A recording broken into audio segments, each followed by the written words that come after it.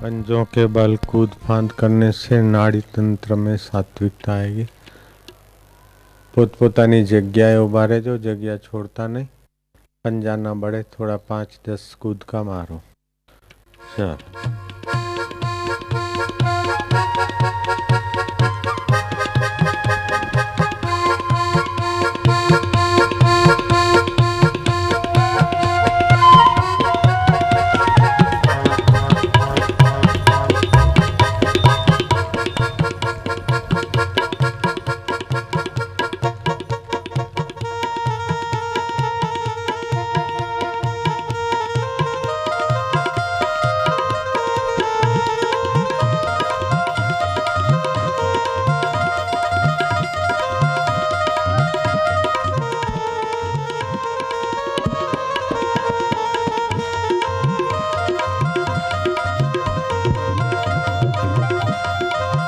हरि बोल।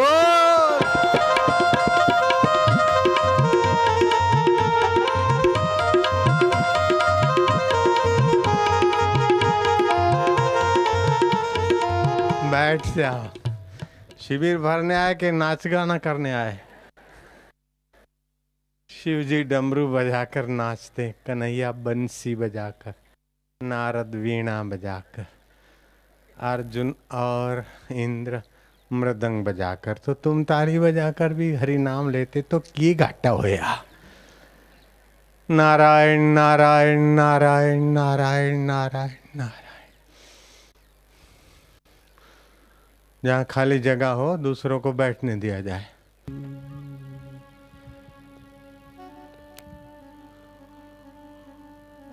हरि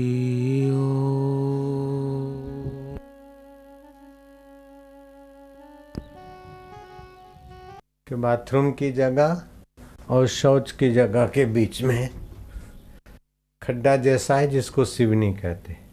सिवनी का वजन बाहीं एड़ी पर पड़े और दाएं हाथ पैर बाहीं साथल में आ जाए, ये हो गया सिद्धासन। अब दाहिने नाक से श्वास लो, जमणा नसकोरे श्वास ऊंडो लो, लो लो और लो, रोको, भगवान का नाम लो, बाहें से छोड़ो, बाहें से लो, भगवान नाम लो, दाएं से छोड़ो। ऐसा 10 बार कर लो। दूसरे का बुरा करना है तो चिंता है, दूसरे से कुछ लेना है तो चिंतन चिंता है। अपने आप में निश्चिंत होना ये सहज में है, स्वाभाविक है। बुरी आदतों और बुरे चिंतन के कारण हम निश्चिंत रहने से दूर चले गए, वरना निश्चिंतता हमारा सहज जन्म सिद्ध अधिकार है।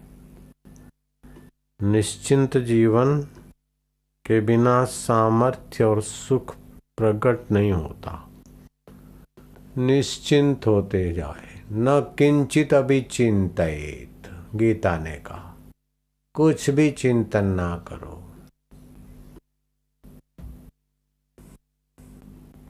फिर भी मन चिंतन करे तो श्वास को देखो। श्वास अंदर गया ओम, बाहर आया गिनती, अंदर गया शांति, बाहर आया गिनती, अंदर गया निश्चिंतता, बाहर आया गिनती। निश्चिंतता में भगवत शांति और सामर्थ्य सीधे का सीधा छुपा। आज मानव इतना गलत जगह पर कदम रख बैठा है कि यात्रा की शुरुआत में ही गलत जगह पे कदम रख दिया, उल्टी दिशा में दूर चला गया अपने परमेश्वर स्वभाव से, सहजता से, निश्चिंतता से। सुबह नींद में से उठें तो थोड़े निश्चिंत बैठ जाएं, कुछ चिंतन ना करें। चिंतन से शक्ति खर्च होती है, निश्चिंतता से शक्ति का संग्रह होता है। ऐसे ही निश्चिंत नहीं रहा जाता है, सत्वगुण होता है तब निश्चिंतता आती है।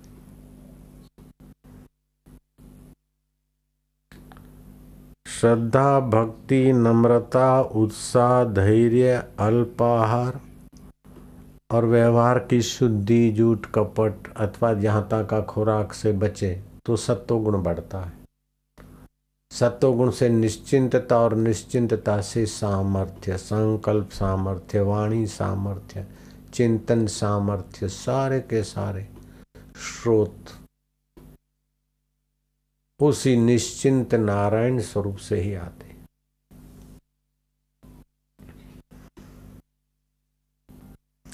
वस्त्र पवित्र, चिंतन पवित्र, इंद्रिय संयम, कुचिंता का त्याग, कुसंग का त्याग,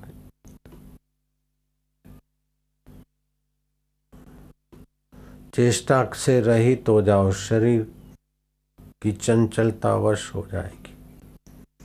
मौन हो जाओ, वाणी का व्यय बंद हो जाएगा।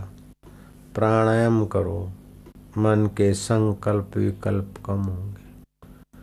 निश्चिंत नारायण के चिंतन में निश्चिंत हो जाओ। चित्त के फुरने का नाम ही संसार है और हम ईश्वर से दूर फेंके गए।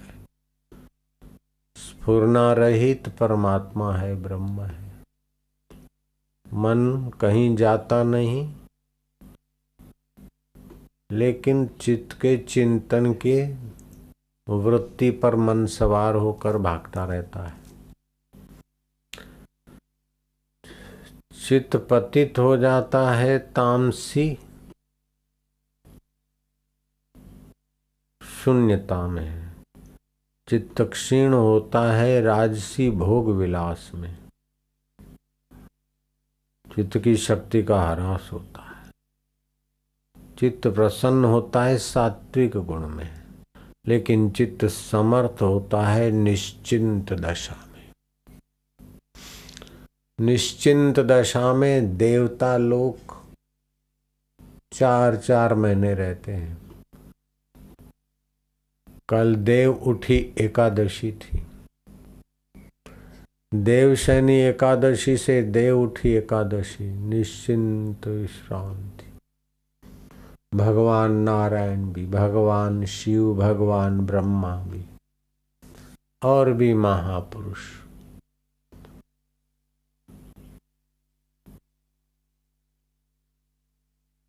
मेरो चिंत्यो होत नहीं, हरि को चिंत्यो होए, हरि चिंत्यो हरि करे, मैं रहूं निश्चिंत, कबीर जी ने कहा।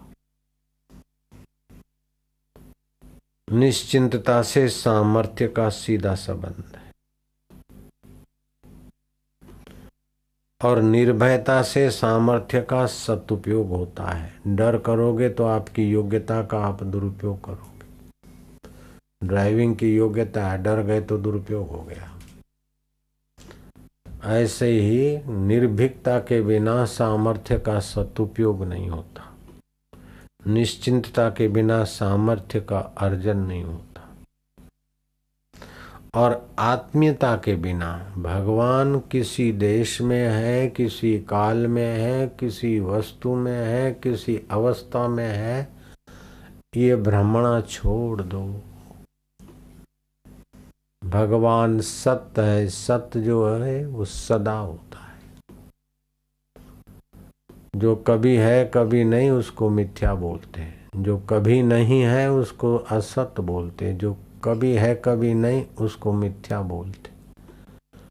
जो सदा है, सृष्टि के पहले है, अभी है, शरीर के पहले है, अभी है, बाद में रहेगा, वह सत्य है। वो सत्य है, इस नाते उसकी सत्य सत्ता से शरीर को स्वस्थ रखे। वो चेतन है, इसलिए बुद्धि को पुष्ट रखे। वह आनंद स्वरूप है, तो मन को प्रसन्न रखे। उसका आनंद मन की प्रसन्नता से व्यक्त होने दो। उसकी चेतनता बुद्धि को प्रकाशित करने दो। उसकी सत्यता स्वास्थ्य को और अपनी निष्ठा को दृढ़ बनाने में लगा। परमात्मा सत्य स्वरूप है, चेतन स्वरूप है, आनंद स्वरूप है। जो सत्य है वो सदा है, और जो सदा है वो अभी भी है। और जो सत्य है वही चैतन्य है, और जो चैतन्य उसी की सत्ता से हाथ उठता है, वाणी बोलती है, मन संकल्प विकल्प करता है। तो जो सत्य है वो चेतन है, और जो चेतन है वो आनंद स्वरूप है। हम आनंद स्वरूप में शांत आत्मा हो रहे हैं। ओम ओम आनंद ओम। ओम ओम माधुर्य ओम। ओम ओम प्रभु जी ओम। रट नहीं लगानी है, शांत होना है। कुछ करना नहीं है, निश्चिंत होना है। भविष्य की चिंता अथवा भूतकाल का सुमरण छोड़ दे, वर्तमान में बहना छोड़ दे। निश्चिंत नारायण में मैं शांत हो रहा हूं। ओम ओम। मैं चैतन्य स्वरूप ईश्वर का अविभाज्य अंग हूं। मेरा प्रभु कहीं वैकुंठ में, कहीं साकेत लोक गोलोक में नहीं, मेरा प्रभु मेरा आत्मा होकर बैठा। ओम ओम ओम।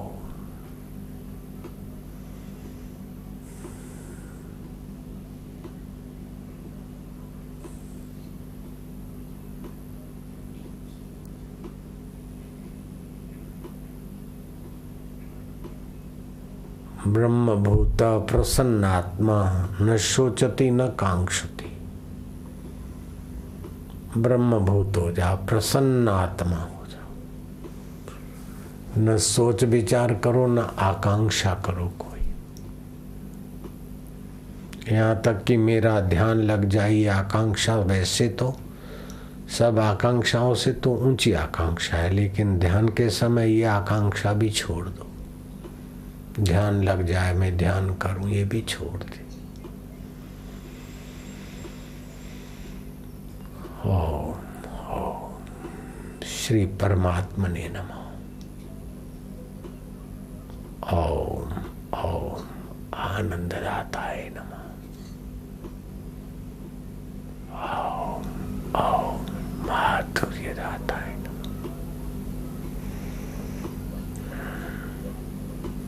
फिर मन इधर उधर जाए, चित्त इधर उधर जाए, पुरानी आदत है।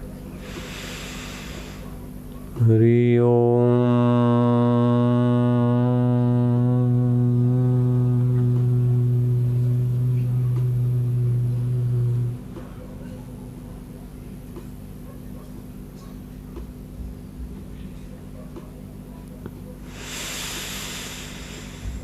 हरि ओम।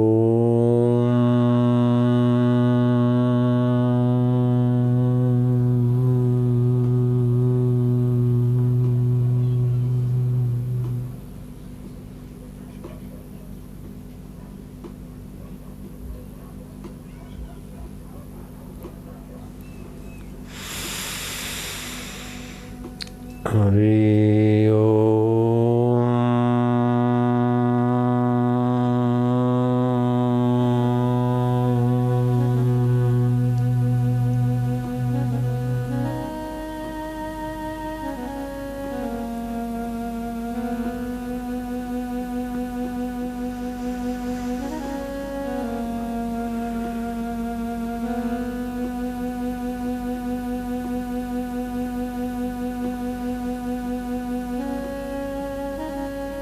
जो सात्विक बुद्धि युक्त वैराग्य सहित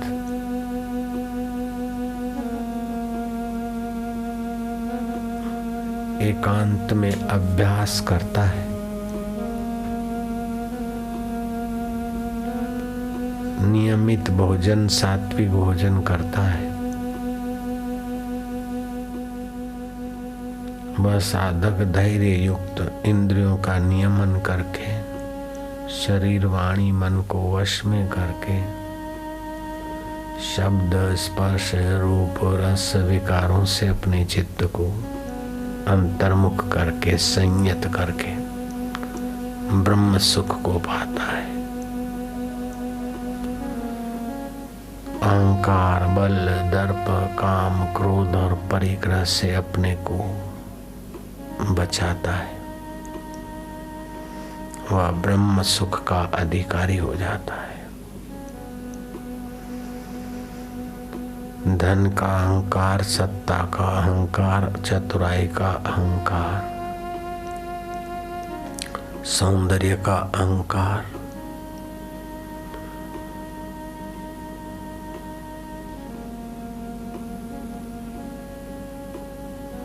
मुझ में अहंकार नहीं, ये 9 अहंकारों से भी ज्यादा खतरनाक अहंकार है। 9 प्रकार का अहंकार होता है। सत्ता का अहंकार, संपत्ति का अहंकार, बल का अहंकार, रूप का अहंकार, कुल का अहंकार, विद्वता का अहंकार, किसी रहस्यमय अनुभव का अहंकार, कर्तृत्व का अहंकार, अच्छा चरित्रवान हूँ, चारित्रिक अहंकार। ये 9 प्रकार के अहंकार साधक को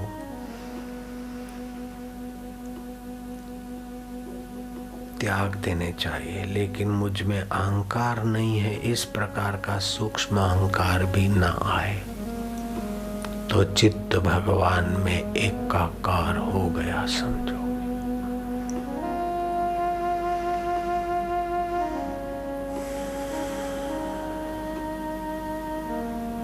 भगवान अपने आत्मा होकर बैठे हैं। वो नियंत्रण भीतर से भी करते, बाहर से भी करते। वो हितैषी भीतर भी हित करते, बाहर भी हित करते। भीतर से आप सच्चाई से उसे चाहो तो सद्बुद्धि सत प्रेरणा देते, बाहर भी नियंत्रण करते हैं। अग्नि में बैठकर वो सिखाते कि अग्नि में हाथ मत डालो, रोग लाकर वो सिखाते कि बद परहेजी मत करो, शत्रुओं को प्रेरित विरोधियों को प्रेरित करके हमारे अहंकार को कसते हैं कि ज्यादा चतुराई अथवा ज्यादा अहंकार मत करो।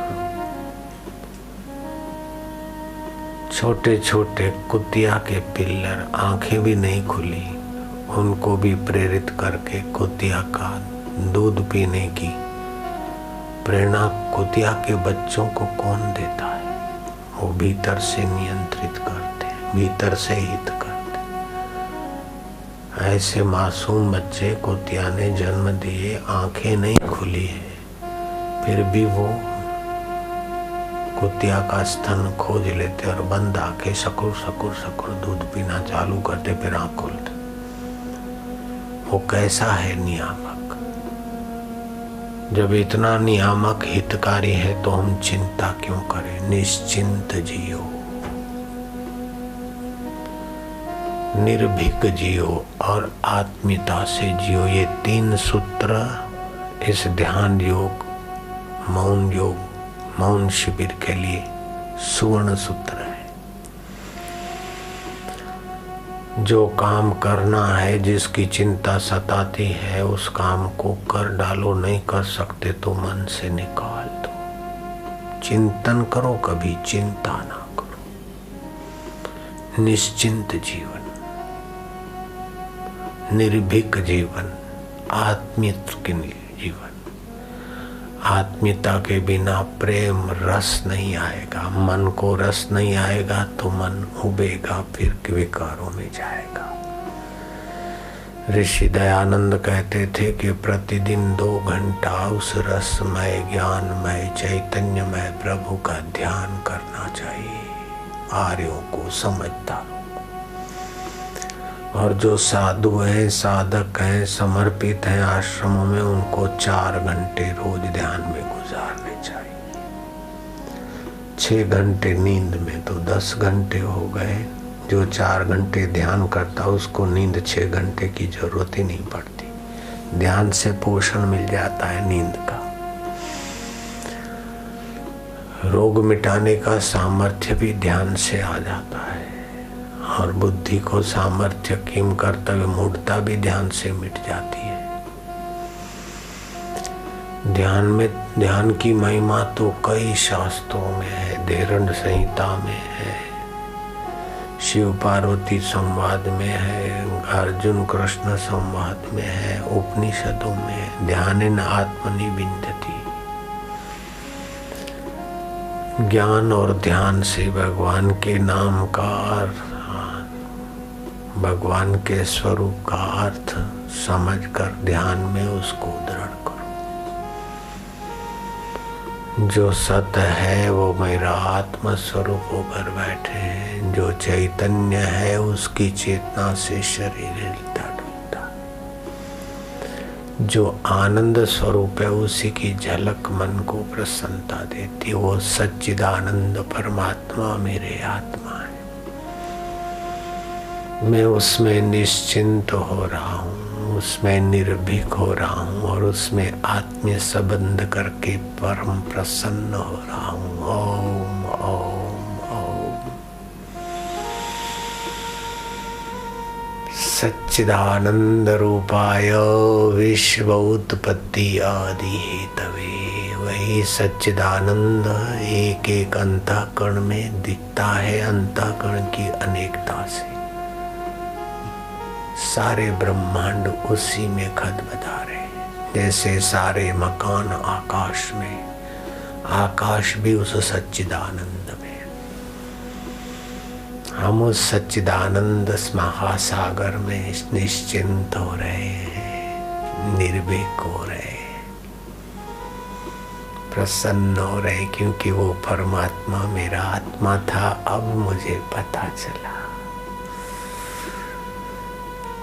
हर तरंग का आत्मा जल है, हर बुलबुले का आत्मा जल है, हर भंवर का आत्मा जल है, हर झाग का आत्मा जल है।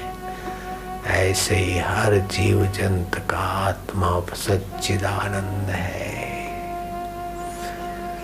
एक नूर ते सब जग उपजे, कौन भले कौन मंदे। ये भला है, ये बुरा है, ये ऊपर ऊपर की मन की तरंगे हैं।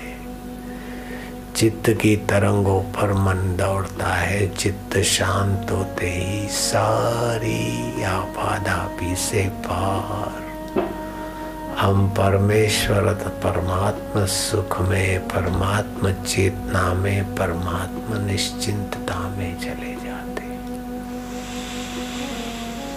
मैं भगवान का हूँ, भगवान मेरे हैं। जब मैं भगवान का हूँ तो पाप मेरे कहाँ रहे, चिंता मेरी कहाँ रही, भय मेरा कहाँ रहा। ईमानदारी से ईश्वर के होने से आपका सारा झमेला दुखों का चला जाता है। हरि शरणम हरि शरणम हरि शरणम। शरण का अर्थ है कि जहाँ से पूर्णा उठता है उसमें ही शांत निश्चिंत हो गई हरि शरणम। माँ की गोद में आया हुआ बालक कैसे निश्चिंत आराम करता है, ऐसे ही है मेरे चित्त। माँ की माँ, बापों के बाप, तेरे परमात्मा देव में तू शांत होता जा। हे मेरे चित्त, तू अपने चैतन्य स्वभाव में तदाकार होता जा। कौन क्या कर रहा है, कौन क्या कहेगा, इस चक्कर में मत कर पड़ो। कोई कुछ भी कहेगा तू तो रहेगा। कोई अच्छा कहे, कोई बुरा कहे, कोई कंजूस कहे, कोई उदार कहे, कोई कुछ भी कह दे, तू क्या लोगों के होठों का पुतला है? लोगों के होठों में जो आए बस तू वही हो जाएगा क्या? जो भगवान कहते तू वही है बेटे।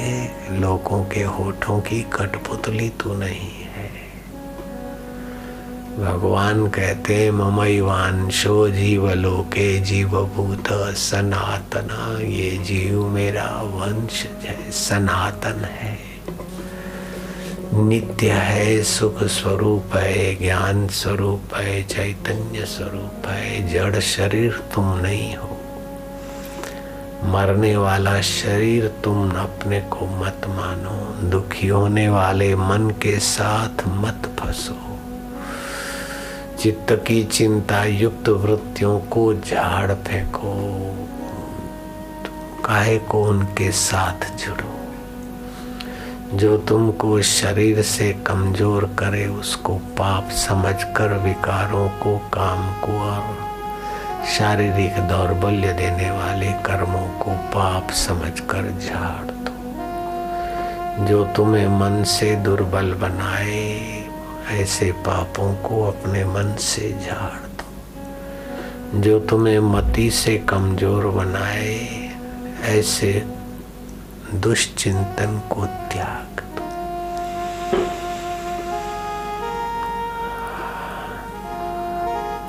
दुल्हा का गाय चराना, गणपति की छोटी मोटी पूजा करना,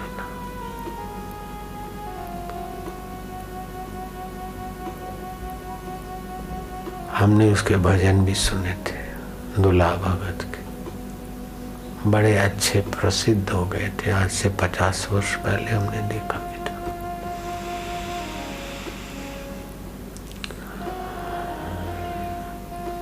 पिता जरा शक्ति के उपासक और बेटा गणपति का उपासक है तो ये क्या करता है? मुक्तानंद स्वामी के पास जाओ। मुक्तानंद ने तो महाराज भी कर विचार सागर, विचार चंद्रोदय पढ़ाया और फिर से आंखों पर हाथ रख दिया।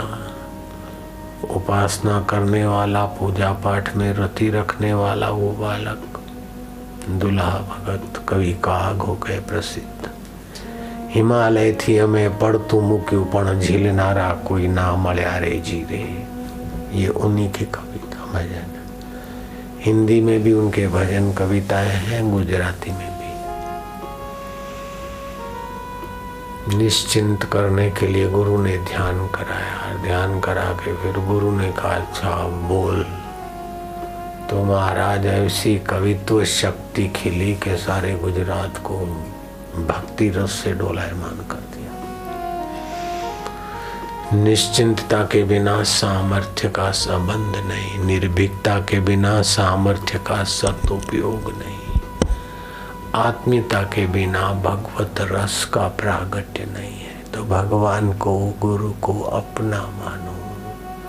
जिसको अपना मानते वहाँ प्रीति पैदा होती और अपना मानने का सामर्थ्य है।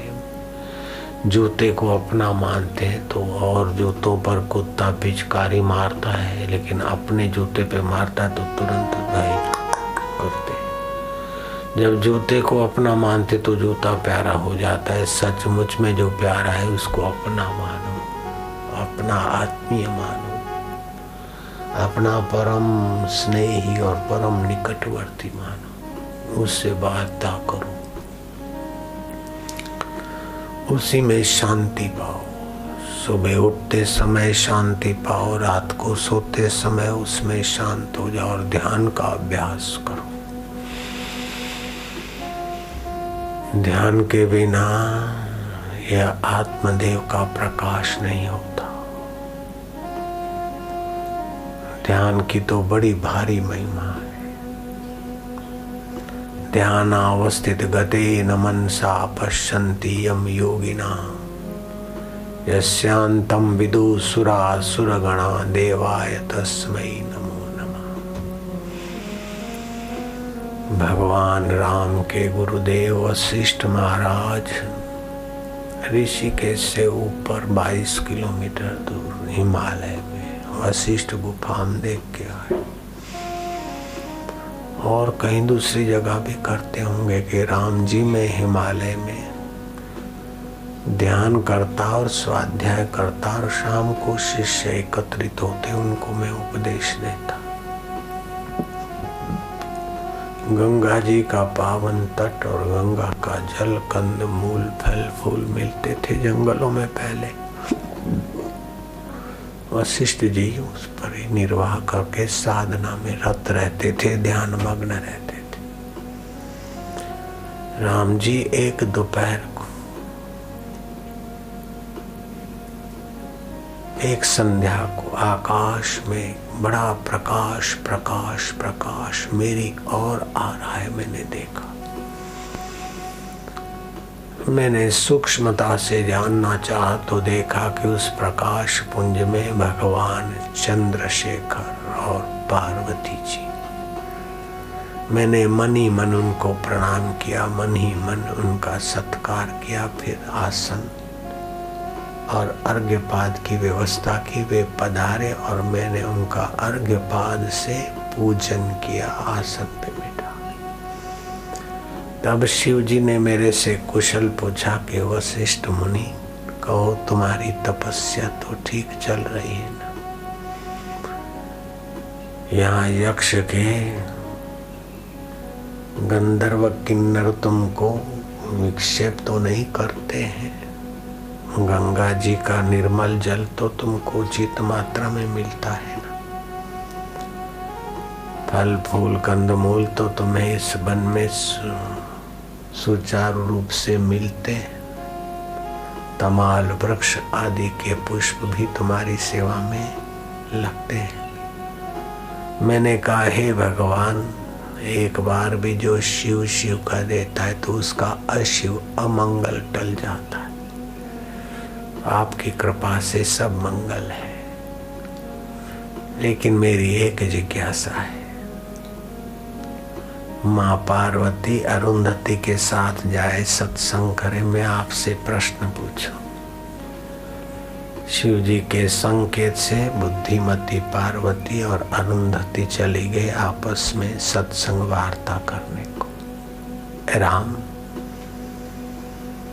मैंने भगवान चंद्रशेखर से पूछा कि प्रभु, ऐसा कौन सा देव है जिसकी उपासना